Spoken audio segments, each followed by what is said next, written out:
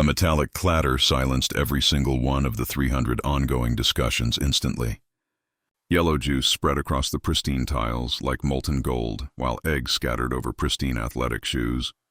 Emma Reeves remained motionless at the epicenter, her petite figure dwarfed by 3 hulking wrestlers surrounding her. Time seemed frozen as every person held their breath. The events that would follow became the most replayed surveillance recording in the Academy's 7-decade existence. Brett Garrison's declaration cut through the breakfast commotion. His towering frame loomed over Emma's modest height. The star player's varsity jacket strained against his muscular build, shoulders developed for launching flawless passes and, clearly, for intimidating new arrivals who selected inappropriate seating. Jordan Blackwood and Miguel Santos positioned themselves beside him like obedient enforcers, their identical sneers indicating this ritual intimidation wasn't unprecedented during morning meal service. Emma's grip on her mug remained steady, the warmth radiating against her skin while she examined the spilled mess with an unreadable face. Her oversized ebony sweatshirt draped loosely, a deliberate wardrobe selection broadcasting a silent plea for anonymity in an environment where visibility equaled status. The clock showed 7:45 on this particular weekday morning. The dining hall hummed with typical early energy, and she'd selected the shadowy corner table positioned near the fire escape, the singular location where darkness persisted despite the unforgiving overhead illumination. 300 voices created a buzzing speculation soundtrack. At the prestigious window-side tables where sunrise transformed everything luminous, Madison Hart repositioned her luxury eyewear despite the indoor setting and shared whispered commentary that triggered giggles from her clique. Adjacent to the automated dispensers, a collection of first-year students compressed themselves against the barrier, their wide-eyed expressions conveying the universal sentiment of relief at avoiding similar treatment. The cafeteria workers beyond the service barrier had paused mid-action, one maintaining a ladle loaded with the perpetually unpopular oatmeal. All observers maintained the practiced immobility of individuals who'd mastered non-intervention. Brett's teammate stepped nearer, his athletic footwear creating sounds against the floor while tracking through the expanding citrus puddle. Despite being slightly shorter than Brett at just over 6 feet, his notoriety for hospitalizing 2 students the previous academic year compensated for any height disadvantage. He announced Brett's attempt at communication toward the newcomer. Emma raised her gaze initially, and that simple motion caused Miguel to reflexively redistribute his weight rearward. Her eyes possessed a tranquility inappropriate for someone 17 years old, a composure suggesting calculations invisible to her antagonists. Her response came at conversational volume, despite barely rising above normal speech levels. She acknowledged hearing him clearly while choosing deliberate non-engagement. The precise vocabulary, complete absence of terror, and her careful placement of the beverage, everything contradicted expectations for someone who should display fear. Having attended Ridgemont merely 4 days, her zen-like demeanor was entirely unexpected. Brett's complexion transformed to that particular crimson shade his teammates recognized preceded physical aggression. He'd anticipated tears, perhaps stammered apologies, certainly not this robotic composure. He mockingly repeated her phrase with exaggerated articulation, generating scattered audience laughter. He questioned whether she possessed human emotions while explaining that consequences followed unauthorized table selection. He seized another meal tray from an adjacent table, this one carrying an untouched breakfast with still hot bacon, perfectly browned potato pieces, and a complete glass of cocoa beverage. He suggested additional instruction regarding proper deference. Through the administrative office windows overlooking the dining facility, Dr. Patricia Wendell observed the unfolding scene with the detached curiosity of someone who'd managed educational institutions for 2 decades. Her assistant, Mrs. Coleman, lingered nearby, clutching attendance documentation. Both treated the confrontation as morning amusement. Intervention should have occurred. Later claims would insist they were about to act. But presently they simply observed, curious about how the transfer student would handle Ridgemont's unofficial welcoming ritual. Emma's respiration remained controlled, 4-count inhalation, 4-count retention, 4-count exhalation. This pattern had been instilled through endless training hours in environments where consequences exceeded high school breakfast conflicts. Her side vision captured everything, the corner surveillance device with its illuminated indicator, 2 escape routes within running distance, the fire suppression equipment mounted precisely 7 paces leftward, Brett's right shoulder dropping slightly, indicating a previous athletic injury never fully recovered. He elevated the tray higher, positioning it directly above her head while issuing his ultimatum. She should apologize for her disrespect, clean the chaos on hands and knees, and perhaps they'd permit her to transfer lunch periods. The dining hall achieved cemetery-like silence. Even typical kitchen noise ceased as everyone anticipated the inevitable humiliation. Emma's response emerged so quietly that later arguments debated her exact words. Some insisted she whispered a warning. Others claimed she performed a countdown from 3. However, surveillance audio would confirm she simply stated the decision belonged to him, not her. Brett released the tray. Grease, chocolate beverage, and potato pieces descended in a moment that seemed elastically stretched. Students raised recording devices, already composing social media descriptions, already envisioning the viral potential of another student's destruction by Brett's group. Madison Hart actually produced laughter, a sharp sound cutting through anticipation like shattering glass. Then Emma initiated movement. The technical terminology for subsequent events was modified Krav Maga defensive sequencing, though to observers it resembled magic. Her left hand intercepted the tray's path while her right hand secured Brett's wrist in a grip producing a canine-like yelp. The following twist incorporated physics and anatomical knowledge definitely absent from Ridgemont's educational program. Brett's entire body rotated involuntarily, his feet departing the ground as momentum carried him through an arc, concluding with his back impacting the cafeteria floor with thunderous sound. Before his companions could process what they'd witnessed, Emma had already adjusted her positioning. Jordan lunged forward, his basketball conditioning making him faster than Brett. However, speed became irrelevant when your adversary could interpret movement patterns like written music. She avoided his grasp, utilized his forward momentum against him, and with a sweep appearing almost gentle, sent him colliding into a nearby table. The entire structure collapsed, propelling someone's breakfast airborne in a yogurt and granola explosion. Miguel, to his credit, attempted retreat with raised hands signaling surrender, but his heel contacted the orange juice puddle from the initial tray. His feet slipped beneath him, arms rotating wildly as he fell backward, his head rebounding off the floor with a sound making everyone grimace. 3 wrestlers, 3 seconds each. Total elapsed time from initial movement to final body impact, exactly 15 seconds. Emma stood at the destruction center. Not a single food drop stained her despite being ground zero for 2 tray releases. Her breathing hadn't even altered. Her sweatshirt remained perfectly positioned, her expression suggesting she was solving a particularly tedious mathematics problem rather than having just defeated 3 athletes who collectively outweighed her by 300 pounds. The subsequent silence felt tangible, pressing against eardrums and amplifying heartbeats. Then, from somewhere near the first-year tables, someone initiated slow applause. Others joined tentatively initially, then with increasing enthusiasm, until the cafeteria erupted in a mixture of applause, shocked profanity, and frantic phone camera clicking. Christopher Dunn, the school's resident technology expert who operated the underground blog everyone pretended not to read, had successfully live-streamed the entire incident.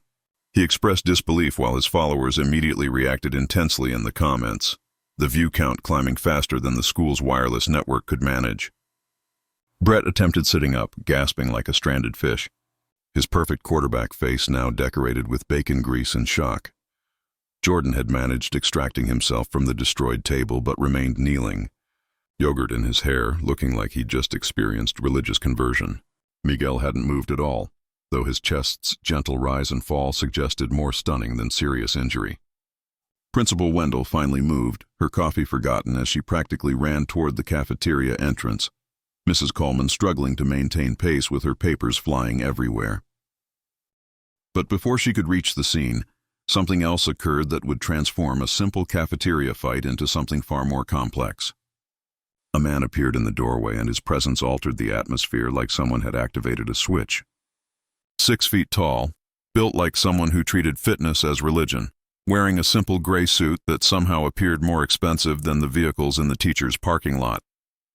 He didn't run, didn't shout, just walked with the kind of purpose making people step aside without being asked.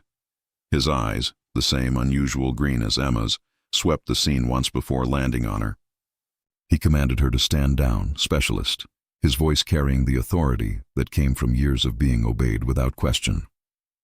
The word specialist rippled through the crowd like an electric current. Emma's posture shifted subtly, her feet coming together, her hands dropping to her sides in what looked suspiciously like military attention. She responded with a single-word acknowledgement, somehow conveying respect, frustration, and a hint of apology all at once. Madison Hart, for once in her life, had nothing clever to say. She stood frozen with her phone still recording, designer sunglasses sliding down her nose as her brain tried processing what she was witnessing. Around her, Ridgemont Academy's social hierarchy crumbled like a sandcastle at high tide. The peculiar new girl who'd been eating alone, wearing thrift store clothes, keeping her head down, had just been addressed with military protocol by someone who looked like he stepped out of a government thriller. Principal Wendell's voice crackled over the intercom, though she was standing right there in the cafeteria. The feedback squeal made everyone wince as she announced this was a lockdown drill and everyone should remain seated. Nobody believed her. Lockdown drills didn't involve students getting tossed around like rag dolls or mysterious men in suits appearing with perfect timing. But 300 teenagers remained frozen anyway, partly from shock, mostly from desperate curiosity about what would happen next. The suited man surveyed the damage with the practiced eye of someone who'd seen worse. His gaze lingered on each downed wrestler, cataloging injuries with clinical precision. He noted minimal damage, though whether that was approval or disappointment was impossible to tell, adding that her restraint was improving. Emma protested they'd dumped food on her, twice, and he replied she'd responded with appropriate force, though something in his tone suggested they might have different definitions of appropriate. He mentioned they'd discussed maintaining cover, and this situation, he gestured at the chaos, was not maintaining cover. Brett had managed propping himself up on his elbows, his brain finally catching up to the conversation happening over his head. He croaked out a question about her being military, noting she appeared to be 17. The man's attention shifted to Brett with the weight of a searchlight. He stated carefully that Specialist Reeves was many things, each word measured like ingredients in a dangerous chemical reaction. But 17 was not one of them. The revelation hit the cafeteria like a physical force. Emma, or Specialist Reeves, or whoever she really was, stood perfectly still as 300 phones captured every second. Someone had already started a TikTok live that would hit 1 million views before first period ended. The hashtag would be trending nationally by lunch, though the truth was somehow both less and more extraordinary than anyone could guess. The man continued, pulling out a phone that looked like it could probably launch nuclear missiles, stating that Protocol 7 required immediate extraction and they'd need to relocate her. Emma interrupted, and the temperature in the room seemed to drop 5 degrees. She refused to run again. Not this time. The tension between them crackled with the weight of history, of arguments that had played out in other locations, other situations where Emma's cover had been blown and extraction had followed. The man, whose name nobody had said but whose bearing screamed handler or commander or something equally official, studied her with an expression that might have been pride or concern, or both. He started mentioning the mission parameters, but Emma shot back that the mission parameters didn't account for high school social dynamics. She argued you can't just drop someone with her training into a normal school and expect them to tolerate this level of provocation indefinitely. Mrs. Coleman, who'd been standing frozen with her papers scattered across the floor, suddenly gasped. She'd been scrolling through her phone, probably trying to understand what was happening, when she found something that made her face go pale. She whispered loud enough for nearby students to hear about Operation Haven and that Emma was that Emma Reeves. The suited man moved so fast that people would swear later he teleported. He was beside Mrs. Coleman in an instant, his hand over her phone screen, his voice low and urgent, stating he needed her to forget what she just read for national security reasons. The words national security hung in the air like smoke from a fired gun. This wasn't just about some troubled teen with anger issues or even a military kid with unusual training. This was something bigger, something that involved operations with code names and security classifications and the kind of secrets that changed everything. Christopher Dunn's livestream viewer count had hit 50,000 and climbing. Comments poured in faster than anyone could read them. Theories, ranging from witness protection to super soldier programs to alien hybrids. The freshman who'd been cowering by the vending machines had started a Reddit thread that would eventually require government intervention to shut down.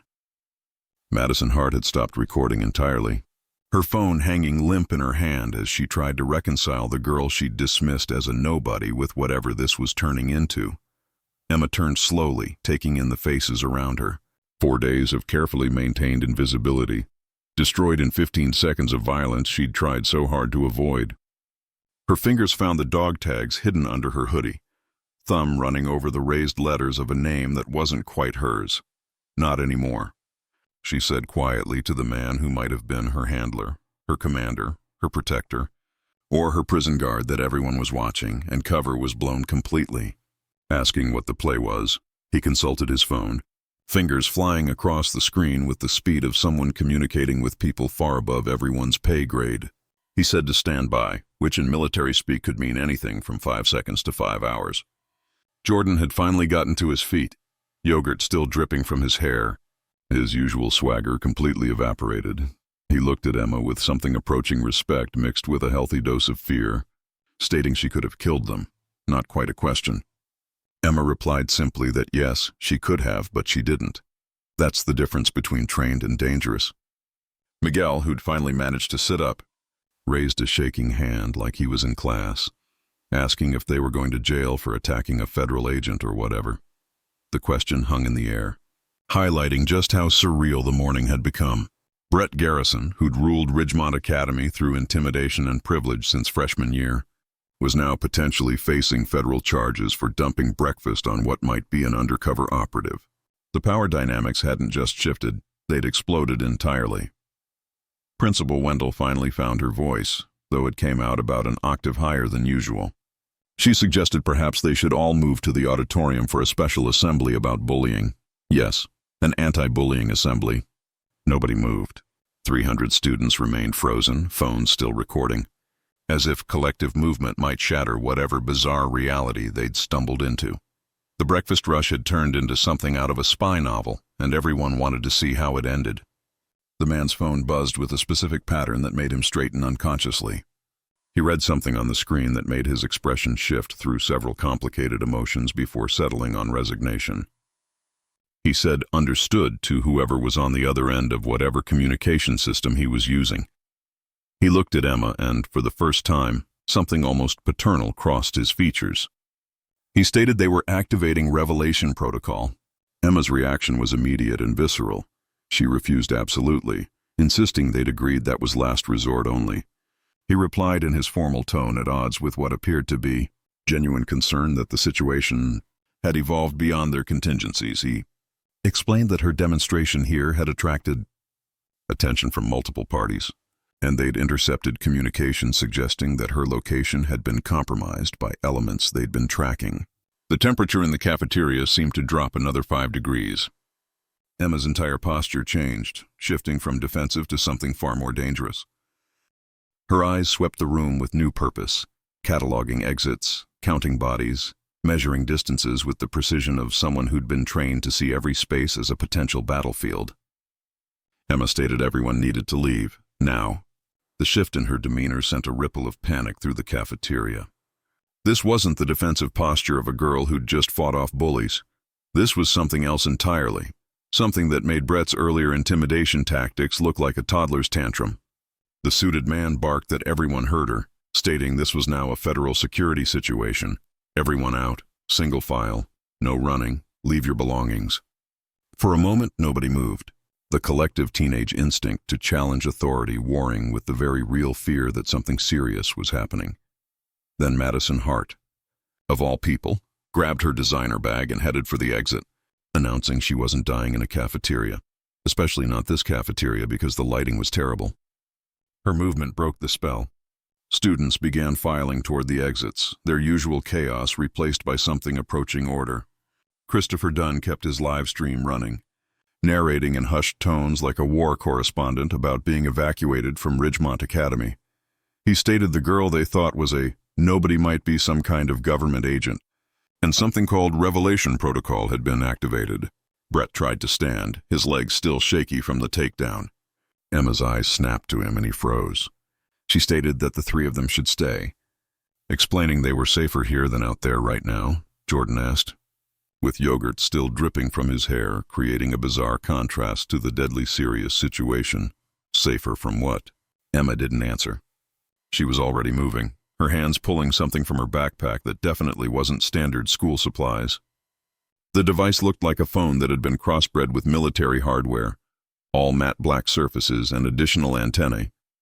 She swept it in a slow arc around the cafeteria, watching readouts that meant nothing to the three confused athletes but everything to her. She stated to the man that there were 2 signatures in the northeast corner, approximately 40 meters and closing. He replied that there were 3 more from the south parking lot with estimated arrival in 90 seconds. His fingers flying across his device's screen. Principal Wendell, who'd been frozen in place since the evacuation started, finally found her voice, asking if she should call 911. The man replied without looking up that 911 couldn't help with this, telling the specialist they needed to move to secondary position. Emma countered, surprising everyone, including her handler, stating negative. They were boxing them in and wanted them to run, probably having teams waiting at every exit. She turned to the 3 wrestlers who were watching with expressions suggesting their entire worldview was crumbling, asking if any of them could actually fight, not this schoolyard posturing, but real combat. Brett started to puff up with injured pride, then deflated as he remembered being thrown like a paper airplane. He offered weakly that he'd been wrestling since middle school. Emma stated that was a no, already dismissing him, instructing all 3 to get behind the serving counter and not come out no matter what they heard. Miguel asked in a voice barely above a whisper who was coming and what they wanted. Emma's answer chilled everyone within earshot. They wanted her, more specifically, what she knew, and they wouldn't care about collateral damage. The first window shattered exactly 87 seconds after Emma's initial warning. Not broken, shattered. The safety glass exploded inward in a shower of cubic fragments that caught the morning light like deadly diamonds. A figure in black tactical gear rolled through, weapon raised, moving with the fluid precision of someone who'd done this hundreds of times before. Emma was already in motion. The lunch tray she'd grabbed sailed through the air with the force and accuracy of an Olympic discus, catching the intruder in the chest before he could fully orient himself. She followed the tray, closing the distance in 3 strides that covered more ground than should have been possible for someone her size. What followed was 15 seconds of violence so precise, so calculated that Christopher Dunn's live stream would be studied by martial arts experts for years afterward. Emma moved like water around the attacker's attempts to bring his weapon to bear, her strikes targeting nerve clusters and pressure points with surgical accuracy. The man outweighed her by at least 80 pounds, but weight meant nothing when you understood leverage and anatomy at the level she did. The intruder's weapon clattered across the floor as his arm went numb from a strike to the brachial plexus. His knee buckled from a kick that looked almost gentle but targeted the exact angle to destabilize the joint. The finishing move was almost anticlimactic, a simple redirect of his own momentum that sent him face first into a support pillar with enough force to guarantee unconsciousness. Emma announced one down, asking where the others were. Her handler was engaged with his own opponent, having appeared at the south entrance to intercept another tactical team. His fighting style was different from Emma's, less fluid, more brutal, the kind of efficiency that came from decades of real-world application. But something was wrong. There were supposed to be 3 from the south and only 1 was engaged. The answer came from above. Ceiling tiles exploded downward as 2 more figures dropped into the cafeteria, having entered through the HVAC system. They landed in practiced crouches, weapons already tracking toward Emma. She called out contact overhead, diving behind an overturned table as the first shots rang out. Not gunfire, something else. The distinctive whine of less lethal weapons designed to incapacitate rather than kill. They wanted her alive. Brett, Jordan, and Miguel had followed instructions, cowering behind the serving counter, but they could see everything through the opening where food was usually passed through. Brett's phone was out recording despite his shaking hands, capturing something that would later require federal classification to contain Emma. Rolled from behind the table, a move that should have exposed her but instead put her inside the shooter's effective range. Her hand found his wrist, redirecting the weapon toward his partner while her knee drove into his solar plexus. The partner tried to adjust, but Emma was already using the first attacker as a shield. their tactical gear tangling as she spun them both into a collision that left them in a heap. Her handler called out that more were incoming. His own opponent neutralized, but not without cost. Blood ran from a gash above his eyebrow, and his left arm hung at an angle that suggested dislocation. Through the shattered windows, more figures appeared. Too many. Even with Emma's extraordinary abilities, even with her handler's experience, the mathematics of combat were turning against them. 5, 6, 7 operators, all converging on the cafeteria with coordinated precision that spoke of professional planning and excellent intelligence. That's when the unexpected happened. A voice came from behind the serving counter, and everyone, attackers included, turned to see Brett Garrison standing with a fire extinguisher raised over his head. He announced that nobody comes into his school and starts this kind of trouble except him.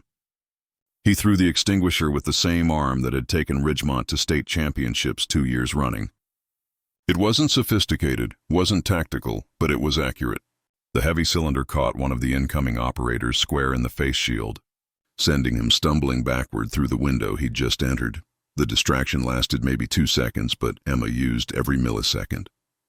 She moved through the scattered attackers like a force of nature, using their momentary confusion to devastating effect. An elbow to a throat here, a knee to a kidney there.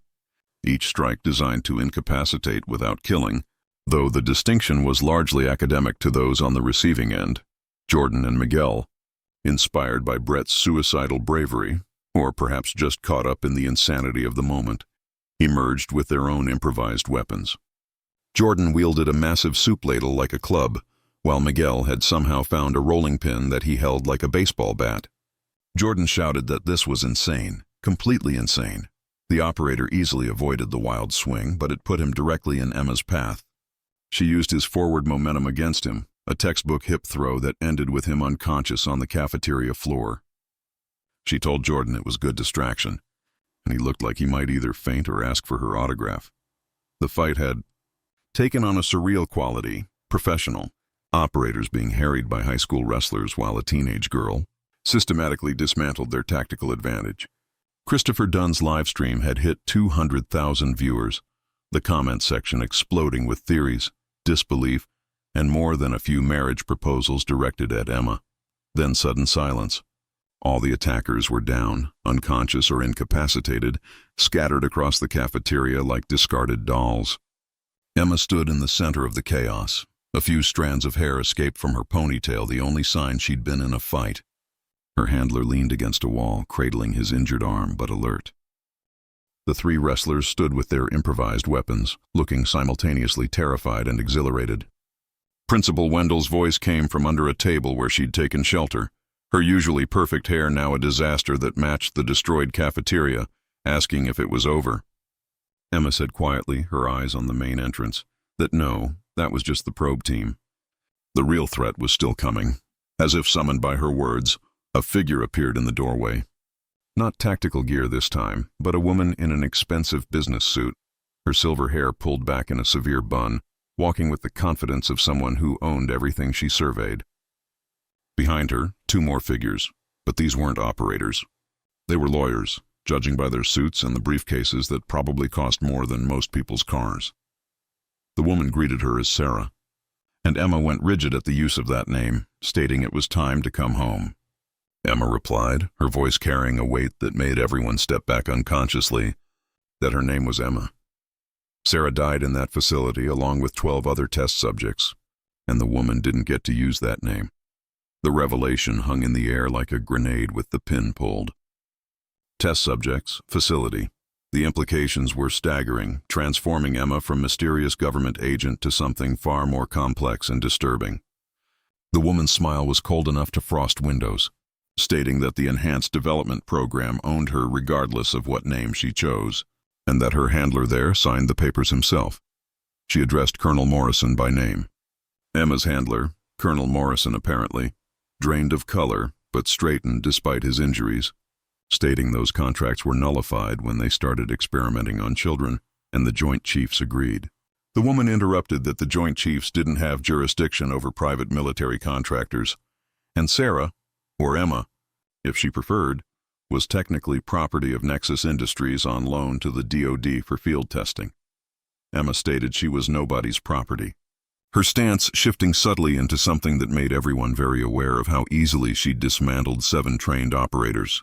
The woman continued, pulling out a tablet and showing something that made Emma's face go pale, stating the augmentations in her neural pathways suggested otherwise. She detailed reaction time increased by 300%, muscle memory retention at 98% efficiency, tactical analysis processing that exceeded most computer systems, explaining Emma wasn't entirely human anymore, that she was an asset, and assets belonged to those who created them. Brett, who'd been following the conversation with growing horror, stepped forward, asking in disbelief if they'd experimented on kids and turned her into some kind of super soldier. The woman's attention shifted to him with the weight of a predator noticing prey, identifying him as Brett Garrison. He responded that he was the guy whose breakfast started this whole thing, and the guy who was currently live-streaming this conversation to 200,000 people, holding up his phone showing the active broadcast. The woman's composure cracked for the first time, her eyes widening as she realized the implications. Everything she'd just said, every admission about human experimentation and ownership of people, had been broadcast live to a rapidly growing audience. She snarled at him, calling him an idiotic child. But Emma stepped between them, stating simply that no, the woman didn't get to threaten anyone else. Not anymore. She turned to the camera on Brett's phone, addressing the audience directly, identifying herself as Emma Reeves, formerly Subject 7 in the Enhanced Development Program run by Nexus Industries under government contract. She explained that 12 children were taken from foster care and juvenile detention centers, told they were participating in an advanced education program. 3 died during the augmentation process. 4 more died during training, 5 survived to deployment age. The live stream viewer count hit 500,000. News outlets were already picking up the feed. Social media exploded with hashtags demanding justice, demanding answers, demanding to know how this could happen. The woman stated that Emma had just signed her own death warrant, and theirs, indicating the students, explaining that Nexus didn't leave witnesses. Christopher Dunn called out that neither did the internet, his own stream still running, stating good luck making all of them disappear because they were already trending worldwide. Colonel Morrison stepped forward, his injured arm not diminishing his authority. He stated it was over, addressing Director Walsh, explaining the program was blown and congressional hearings would start within hours, with every major news outlet picking up the story. He told her she could either cooperate with the investigation or be buried by it. Director Walsh looked around the destroyed cafeteria, at the unconscious operators, at the students with their phones, at Emma standing resolute in the center of it all. Her perfectly controlled mask finally slipped entirely. She stated this wasn't over, and the program had supporters in places they couldn't imagine. Emma interrupted, stating Walsh would do nothing, because if anything happened to anyone here, if any of these students had so much as a suspicious car accident, she'd release everything, every file she copied before she escaped, every video of their experiments, every name of every official who approved funding. She pulled out a simple flash drive from her pocket. Explaining it was a dead man's switch, harm anyone here, and it all went public automatically. The standoff stretched taut as a wire. Director Walsh's lawyers whispered urgently in her ears, probably explaining the legal tsunami heading their way. Principal Wendell had emerged fully from under the table, her phone out, apparently calling the actual FBI, judging by her side of the conversation. The 3 wrestlers stood together. Their earlier antagonism toward Emma completely transformed into something approaching protective loyalty. Director Walsh finally announced they were leaving. Her voice clipped with barely controlled rage, but stating this wasn't over. The program had invested too much in Emma to simply let her go. Emma replied that she'd counted on that, asking why Walsh thought she'd let herself be found. The revelation that this entire situation might have been orchestrated by Emma sent another shockwave through everyone present. She'd known they would come, had perhaps even wanted them to come, turning a high school cafeteria into the stage for exposing a black ops program that violated every ethical boundary imaginable. As Director Walsh and her lawyers retreated, stepping carefully over the unconscious operators who were beginning to stir, Emma finally allowed herself to relax slightly. She turned to Brett, Jordan, and Miguel, these 3 boys who'd started the morning trying to bully her and ended it standing as her unlikely defenders. She thanked them simply, noting the fire extinguisher was inspired. Brett actually blushed, the mighty quarterback reduced to shuffling his feet, stating that nobody messed with students at his school except him, and he guessed he was reconsidering that policy too. The sound of sirens grew louder, real ones this time. Not the tactical teams, but actual law enforcement responding to what must have looked like a terrorist incident from the outside. FBI, local police, probably Homeland Security, all converging on Ridgemont Academy, where a Tuesday morning breakfast had turned into a national security incident. Emma looked at Colonel Morrison, her handler, protector, and apparently the only father figure she'd known since the program took her. Asking what happened now, he stated that now she testified, explaining Congress would want to hear everything, the program would be shut down, and the other subjects would need to be found and helped. Emma's voice caught for the first time all morning, asking about the others and if he knew where they were. He promised they'd find them, all 4 of them. As the first wave of legitimate law enforcement entered the cafeteria, Emma turned back to the students who'd witnessed everything. Christopher Dunn was still streaming, now doing play-by-play commentary of the FBI arrival. Madison Hart stood with a group of her friends, their usual mean girl dynamic completely shattered by what they'd witnessed. The freshmen who'd hidden by the vending machines were creeping back in, phones out, already part of history whether they understood it or not. Jordan said suddenly that she'd saved them from the attackers, noting she could have just run but stayed and fought. Emma's smile was small but genuine, the first real emotion she'd shown that wasn't related to combat or survival. She explained she'd been running for 2 years, and it was time to stop. The FBI agents spread through the cafeteria, securing weapons, checking the unconscious operators, beginning the long process of documenting everything. One of them, a woman with kind eyes and a no-nonsense bearing, approached Emma directly. She introduced herself as Agent Sarah Chen, the name similarity not lost on anyone, explaining she'd been tracking the Enhanced Development Program for 3 years but could never get enough evidence to move against them until now. Emma offered that she had more evidence, holding out the flash drive, explaining it contained everything she could copy before she escaped. Training videos, augmentation procedures, the names of every child they took. Agent Chen took the drive with the reverence of someone receiving holy relics, stating this would ensure they never hurt another child again. As statements were given and the cafeteria was processed as a crime scene, the students of Ridgemont Academy were shepherded to the auditorium for debriefing. Emma was separated from them, taken for specialized debriefing that would probably last days. But before she left, she turned back to Brett one more time, stating that for what it was worth, dumping breakfast on her was literally the least threatening thing that had happened to her in 2 years.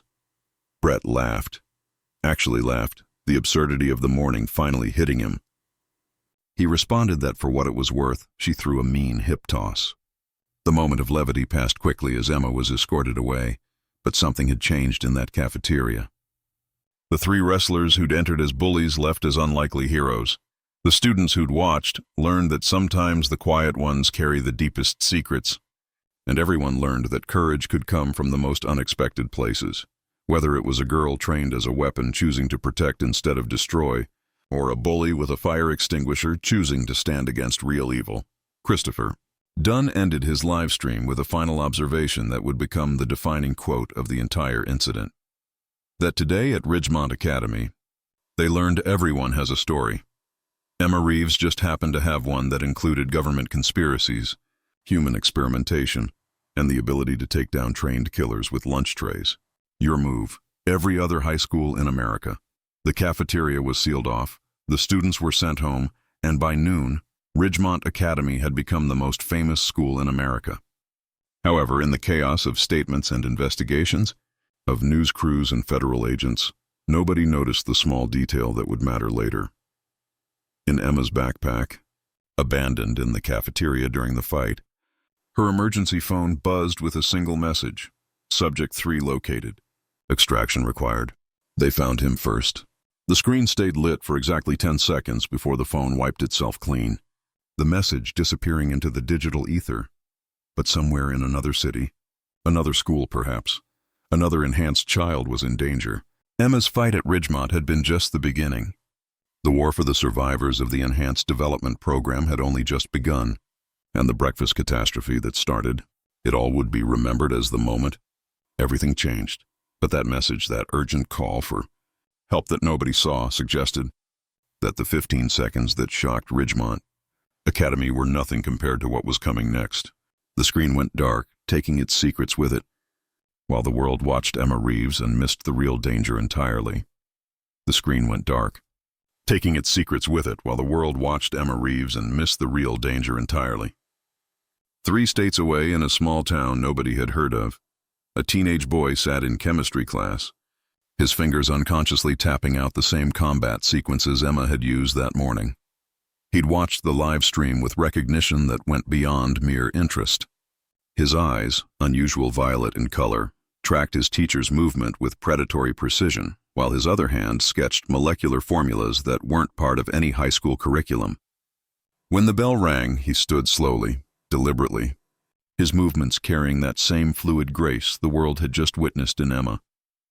As he passed the teacher's desk, he dropped a folded paper onto it, never breaking stride.